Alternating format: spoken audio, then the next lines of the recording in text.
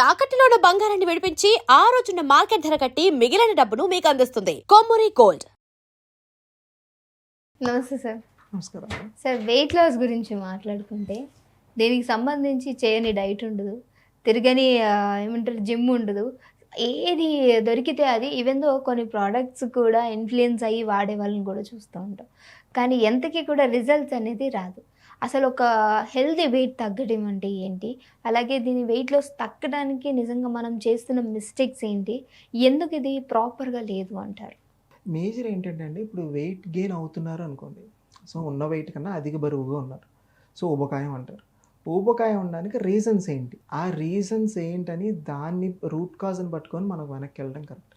కొంతమందికి ఫ్యామిలీ హిస్టరీలో ఉండటం వల్ల అవుతుంది. కొంతమందికి ఫుడ్ తినటం ఇష్టం. ఇప్పుడు సోషల్ మీడియాలో చూస్తే 6కి తిన్నాను, 7కి తిన్నాను, 8కి తిన్నాను, 9కి తిన్నాను, ఆ రీల్స్ చేసే వాళ్ళు ఎక్కువగా ఉన్నారు. దాన్ని చూసి అదే నిజమేమో, అదే కరెక్ట్ ఏమో అని ఇన్ఫ్లుయెన్స్ అయ్యే వాళ్ళం కూడా చాలా మంది ఉన్నారు. So high calorie intake, so కావాల్సిన డైట్ వెయిట్ గెయిన్ అవుతున్నారు. దేనికి అవుతున్నారు?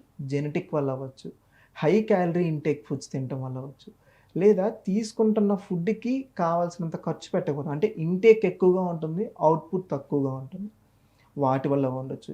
కొన్ని డిసీజ్డ్ కండిషన్స్ అవ్వచ్చు, లైక్ థైరాయిడ్ కానీ, పీసీఓఎస్ కానీ, హార్మోనల్ ఇంబ్యాలెన్స్ అవుతుంది, దానివల్ల వెయిట్ గెయిన్ అయ్యి ఉండొచ్చు. ఇంకోటి ఏంటంటే క్రాష్ డైట్స్. సో ఈ డైట్ ఫాలో అయితే నేను వెయిట్ లాస్ అయిపోతాను, ఈ పౌడర్ వాటర్లో కలుపుకొని తాగితే నేను వెయిట్ లాస్ అయిపోతాను, దీనిలోనే కావాల్సినవన్నీ ఉన్నాయి. దానివల్ల అది కొన్నిసార్లు బ్రేక్ చేసి అది బాడీలో ఇబ్బంది పెట్టడం వల్ల కూడా వెయిట్ గెయిన్ అయ్యే వాళ్ళు ఉన్నారు. స్వీట్స్ ఎక్కువ తినేవాళ్ళు, అంటే క్యాలరీస్ ఎక్కువ తీసుకునే వాళ్ళు వెయిట్ గెయిన్ అయ్యే ఛాన్సెస్ ఎక్కువ ఉన్నాయి. మేజర్ రీజన్ ఏంటంటే, ఎక్కువగా చాలామంది మిస్టేక్ చేసేది ఏంటంటే, స్లీప్ సరిగ్గా లేని వాళ్ళకి వెయిట్ గెయిన్ అవుతుంది. ఏంటంటే నైట్ టైం మనం పడుకున్నప్పుడు మెలటోనిన్ అనే హార్మోన్ రిలీజ్ అవుతుంది. ఆ హార్మోన్ ఏంటంటే స్కిన్ హెల్దీగా ఉంచడానికి, నార్మల్ మెటబాలిజం చేయడానికి, అంటే ఈ పనికి ఇంత క్యాలరీస్ కావాలా, ఈ పనికి ఇంత ఖర్చు పెట్టాలి అని, బాడీ హెల్దీ వేలో ఈ పనికి ఎంత క్యాలరీస్ వేయాలి, ఎంత ఖర్చు పెట్టాలి అని చెప్పే హార్మోన్ అవన్నీ. ఎప్పుడైతే మెలటోనిన్ సరిగ్గా ఉండదో దానివల్ల ఏంటంటే వెయిట్ గెయిన్ అయిపోతుంది. మోస్ట్లీ చాలా మంది చూడండి, అన్వాంటెడ్ ఫ్యాట్ ఎక్కువగా ఉంటుంది. మెయిల్స్లో ఎక్కువ చూసుకుంటే సో పొట్ట భాగం ఎక్కువగా ఉంటుంది, బెల్లీ ఫ్యాట్ ఎక్కువ ఉంటుంది. ఫిమేల్స్లో ఎక్కువ చూసుకుంటే హ్యాండ్స్ అని కానీ, థైస్ అని కానీ, బ్యాక్ అని కానీ, ఇలా అన్వాంటెడ్ ఫ్యాట్ ఎక్కువ అవి చూడడానికి కూడా చాలా ఆక్వర్డ్గా ఉంటాయి. సో దేనికంటే ఈ స్లీప్ సరిగ్గా లేకపోవటం వల్ల one of the major reasons. ఈ రీజన్స్ వల్ల వెయిట్ గెయిన్ అయ్యే ఛాన్సెస్ ఎక్కువగా ఉన్నాయి. ఓకే, సో మరి ఎలా సార్, అంటే స్లీప్ ఒక్కటి మనం అడ్జస్ట్ చేసుకుంటే సరిపోతుందా? స్లీప్ ఒక్కటే కాదండి, ఆ రూట్ కాజ్ ఏంటో తెలుసుకొని మనం వెయిట్ గెయిన్ని ఎలా చేయాలన్న దానిపై చూసుకోవాలి. సో ఇందులో ఒబిసిటీ కింద మనకు అంటే ఊబకాయం మనం మాట్లాడితే దీనిలో టైప్స్ ఉంటాయి. అంటే ఒబిసిటీ టైప్ 1, టైప్ 2, టైప్ 3 అని, డయాబెటీస్ లాగా ఎగ్జాక్ట్.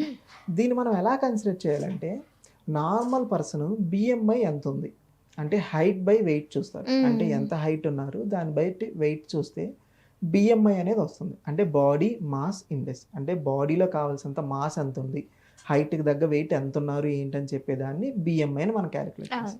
అది ఇన్ జనరల్గా 20 to 22 నార్మల్. కొంతమంది 23, 24 అంటారు. 19 to 22 అనేది నార్మల్. ఇప్పుడు ఫర్ సపోజ్ ఒక 5'5" హైట్ ఉన్నారు, సో సెంటీమీటర్స్ మనం కన్సిడర్ చేసుకుంటే 5'5" హైట్ ఉన్నారు, వెయిట్ ఆఫ్ 60 kgs, 55 to 60 ఉన్నారు, నార్మల్ బిఎంఐ. ఒక 21, 22 వచ్చింది, నార్మల్ బిఎంఐ. అలా కాకుండా బిఎంఐ 25 to 30 వచ్చింది, దీన్ని ఓవర్ వెయిట్ అంటారు. ఒబిసిటీ వేరు, ఓవర్ వెయిట్ వేరు. మనం మాట్లాడుకునే ఊబకాయం అంతా ఒబిసిటీలోకి వస్తాయి, ఓవర్ వెయిట్ అంటారు. కొంతమంది దాన్ని ఏంటంటే బాగా బొద్దుగా ఉన్నారు అంటారు. సో ఓవర్ వెయిట్నే దాన్ని అలా కన్సిడర్ కింద చేస్తారు. లేదు 30 to 35 ఉన్నారు, సో క్లాస్ 1 ఒబిసిటీ. 35 to 40 ఉన్నారు, క్లాస్ 2 ఒబిసిటీ. అంతకన్నా ఎక్కువ ఉన్నారు, క్లాస్ 3 ఒబిసిటీ. అంటే కావాల్సినంత వెయిట్ కన్నా ఇంకా ఎక్కువ వెయిట్ గెయిన్ ఉన్నారు. సో దాన్ని ఒబిసిటీ గ్రేడ్ 3 కింద మనం కన్సిడర్ చేస్తాం. సో ఇలాగా ఓవర్ వెయిట్ ఉన్నారా, ఒబిసిటీలో ఉన్నారా, అండర్ వెయిట్లో ఉన్నారా, నార్మల్ వెయిట్లో ఉన్నారా, దీన్ని మనం బిఎంఐలో మనం కన్సిడర్ చేసి దానికి తగ్గట్టుగా డైట్ పెడితే, సో వెనక రూట్ కాజ్ ఏంటన్న మనం తెలుసుకొని దానికి తగ్గ డైట్ పెడితే వెయిట్ లాస్ అయ్యే ఛాన్సెస్ ఎక్కువగా ఉన్నాయి. ఓకే, ఫర్ ఎగ్జాంపుల్ ఒక పర్సన్కి మనము వెయిట్కి సంబంధించి డైట్ ఇవ్వాలి అని అంటే ఏ విధంగా చెప్పగలం? ఏంటంటే వాళ్ళు నార్మల్గా హెల్దీగా ఉన్నారు, అంటే ఏ రకమైన వేరే కాంప్లికేటెడ్ డిసీజ్ అయితే ఏం లేవు, అంటే డయాబెటీస్ అని కానీ, థైరాయిడ్ అని కానీ ఏమీ లేవు. నార్మల్గా ఒబిసిటీ గ్రేడ్లో ఉన్నారు లేదా ఓవర్ వెయిట్లో ఉన్నారు. ఈ ఓవర్ వెయిట్లో ఉన్న వాళ్ళని నార్మల్ వెయిట్లోకి చేయడానికి ఏమున్నాయి అంటే డిఫరెంట్ టైప్స్ డైట్స్ ఉంటాయి. కీటో డైట్ అని, మెడిటేరియన్ డైట్ అని, ఇంటర్మీడియట్ ఫాస్టింగ్ అని, ఇలా డిఫరెంట్ టైప్స్ ఆఫ్ డైట్స్ ఉంటాయి. అంటే వాళ్ళ బాడీకి తగ్గట్టు ఏ డైట్ బెటర్గా ఉంటుందని మనం కన్సిడర్ చేయాలి. సో మోస్ట్లీ ఏంటంటే మనం ఎంత తొందరగా రిజల్ట్ కావాలి అన్న దాన్ని బట్టి డైట్స్ మీద కూడా ఆధారపడి ఉంటాయి. ఎంత తొందరగా కావాలి, ఎంత టైంలో కావాలా. ఇప్పుడు సెలబ్రిటీస్ ఉన్నారనుకోండి, వాళ్ళకి 1 monthలో షూటింగ్ ఉంది, నెక్స్ట్ ఏం చేయాలా, సో వాళ్ళకి కీటో డైట్లోకి వెళ్ళిపోతారు. అంటే ఓన్లీ ప్రోటీనిషియస్ ఫుడ్డే తింటారు, ఇంకేం తినరు. ఓన్లీ ప్రోటీనిషియస్ ఫుడ్ తింటే వెయిట్ లాస్ అయిపోతారు. ఓన్లీ ప్రోటీన్ ఫుడ్డే అందుతుంది, బాడీకి కార్బోహైడ్రేట్స్ కానీ ఫైబర్ కానీ ఏమీ అందదు. దానివల్ల ఏం సమస్యలు రావు సార్? అంటే లాంగ్ రన్లో వస్తాయండి. లాంగ్ ఈ కీటో డైట్ అనేది లాంగ్ రన్లో చేయలేరు ఎవరు. ఎంతకాలం చేస్తారు? ఒక 1 month చేస్తారు, 2 months చేస్తారు, 3 months చేస్తారు. అంటే ఏం లేదు, ఉదయం మార్నింగ్ ఒక ప్రోటీనిషియస్ ఫుడ్ తీసుకుంటారు, నైట్ ఒక ప్రోటీనిషియస్ ఫుడ్ తీసుకుంటారు. అలా మనం ఎంతకాలం చేయగలం? ఒక 1 month, 2 months, 3 months చేయగలం. తర్వాత కంటిన్యూస్గా అదే మన లైఫ్ స్టైల్లో మెయింటైన్ చేయలేము. అనుకుంటాం ఇప్పుడు రెగ్యులర్గా నేను చేసేస్తాను, ఇలాగుంటే నాకు తొందరగా వెయిట్ లాస్ అవుతున్నాను, నేను బెటర్గా మెయింటైన్ చేయగలను అనుకుంటాను. కానీ అది ఎక్కువ కాలం అవ్వదు. తక్కువ డ్యూరేషన్లో మనం వెయిట్ లాస్ అవ్వాలా అంటే ఏదైనా అకేషన్స్ కానీ సెలబ్రిటీస్ కానీ వాళ్ళు ఉంటారు చూసారా, వాళ్ళకి కీటో డైట్ అనేది మోస్ట్ ప్రిఫరబుల్ అని. ఇలా కంటిన్యూస్గా చేయటం వల్ల నిజంగా ఎవరైనా నార్మల్ పీపుల్ ఇది ఒకళ్ళు ప్రిఫర్ చేస్తే డ్యామేజ్ అవుతుందా సార్ బాడీ అంతా? ఈజీగా డ్యామేజ్ అవుతుందండి. ప్రోటీన్ ఫుడ్ ఒక్కటే మన బాడీకి ఎప్పుడండి బ్యాలెన్స్డ్ డైట్ కావాలి. అంటే ఫైబర్ అంటే తీసుకున్న ఆహార పదార్థాలు పీచు పదార్థాలు ఉండాలా, ప్రోటీన్ ఫుడ్ ఉండాలా, కార్బ్స్ ఉండాలా, ఒమేగా 3 ఫ్యాటీ యాసిడ్స్, నట్స్ ఉండాలా, హెల్దీ ఫ్యాట్స్ ఉండాలా. ఇవన్నీ అందితేనే బ్యాలెన్స్డ్ డైట్ అంటారు. మనం చిన్నప్పుడు చదువుకునే ఉంటాం, ఒక పిరమిడ్ ట్రయాంగిల్ ఉంటుంది. అవును, కింద నుంచి ఇలా తగ్గించుకుంటూ వస్తుంది. అంటే కార్బ్స్ ఎంత తీసుకోవాలి, ప్రోటీన్ ఎంత తీసుకోవాలి, ఫైబర్ ఎంత తీసుకోవాలి, దాన్ని బ్యాలెన్స్డ్ డైట్ అంటారు. ఎప్పుడు బ్యాలెన్స్డ్ డైట్ మెయింటైన్ చేస్తేనే ఏ రకమైన హెల్త్ రిలేటెడ్ ఇష్యూస్ రాకుండా వెయిట్ గెయిన్ కానీ వెయిట్ లాస్ కానీ నార్మల్గా మెయింటైన్ అవుతూ ఉంటాం. అంటే స్పెసిఫిక్ డిసీజెస్ ఏవి రాకుండా. అలా కాకుండా అంటే వాళ్ళ బాడీకి సంబంధించింది లేకుండా ఒక ప్రొఫెషనల్ ఏదైనా మీట్ అవ్వకుండా ఇలా క్రాష్ డైట్స్ అన్నీ ఫాలో అయ్యాను, అసలు పోయి డ్యామేజ్ అయిపోతుంది. నేను ఒక ఫ్రీక్వెంట్గా నేను చూశాను, ఒక యూట్యూబ్లో చూసి డైట్ ఫాలో అయ్యారు. సో ఆయన చెప్పింది ఒకటి, వీళ్ళకి అర్థమైంది ఒకటి, వీళ్ళు పాటిస్తుంది ఇంకొకటి. సో సంథింగ్ ఒక డైట్ మీరు ఫాలో అవ్వండి, ఉదయం పూట చికెన్ తినండి, మధ్యాహ్నం పూట ఆయిల్ తీసుకోండి, అలా డాక్టర్ గారు ఒకలా చెప్తే వీళ్ళు ఏం చేశారు, ఉదయం కేజీ చికెన్, సాయంత్రం KG chicken, night KG chicken, 3 పూట్ల ఆయనకి చికెన్ క్రేవింగ్ అని చెప్పి ఒక 700 grams చికెన్ చెప్పిన అలా గ్రాడ్యువల్గా తింటొచ్చు. వెయిట్ లాస్ అయ్యాడు, 15 daysకే వెయిట్ లాస్ అయిపోయాడు. తర్వాత health related only protein food తీసుకుంటే మన జీఈటీ సిస్టమ్ ఎక్కడ డైజెస్ట్ చేయగలదు? అసలు చేయలేదు. ఫైబర్ ఉండాలి దానికి. ఇప్పుడు పీచు పదార్థం ఇక్కడ వాటర్ పడిపోయినాయి, ఏం చేస్తాం, స్పాంజ్ చేస్తే పీల్చుకునిద్ది.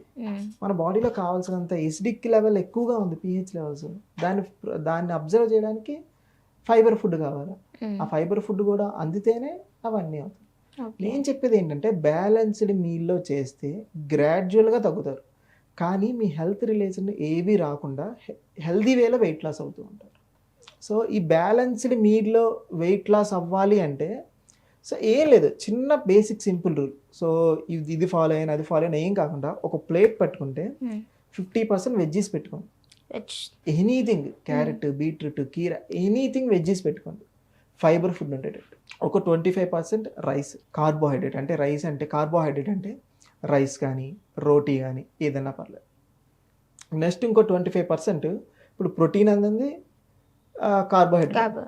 సో ప్రోటీన్ కావాలి, సారీ ఫైబర్ అందింది, కార్బోహైడ్రేట్, ఫైబర్కి సంబంధించింది ఏదైనా, సారీ ప్రోటీన్కి సంబంధించింది ఏదైనా.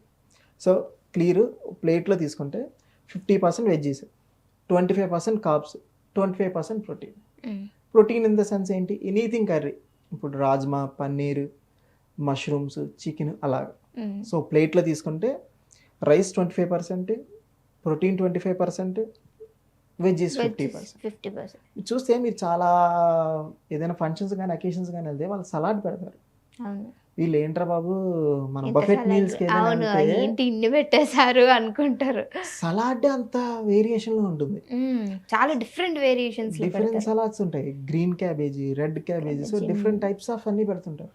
అవన్నీ చూసి సో వీళ్ళు అన్నం తినకుండా ఉండడానికి ఇవన్నీ పెట్టారేమో అని అనుకుంటారు. సో ఏంటంటే చాలా మంది ఆ వెజ్జీస్ ఎక్కువ తింటే స్టమక్ లో ఫైబర్ ఫుడ్ వల్ల స్టమక్ ఫుల్ అయిపోతుంది. సో మనం కొంచెమే తినగలం. అది బ్యాలెన్స్డ్ డైట్ ఫాలో అయితే అండి హెల్దీ వేలో, అంటే ఈ డైట్ ఫాలో అవటం వల్ల ఏదైనా స్పెసిఫిక్ డిసీజులు రాకుండా హెల్దీ వేలో వెయిట్ లాస్ అయిపోతుంది. Okay. Thank you so much sir. చూసారు కదా! మరి హెల్తీ వేలో ఫాలో చేయాలి అని అంటే 50%, 25, 25 దీన్ని పాటిస్తే మన ప్లేట్ ఫుల్ మీల్ డెఫినెట్‌గా మనకు ఆరోగ్యంగా ఉండగలం. Thank you so much sir. Thank you.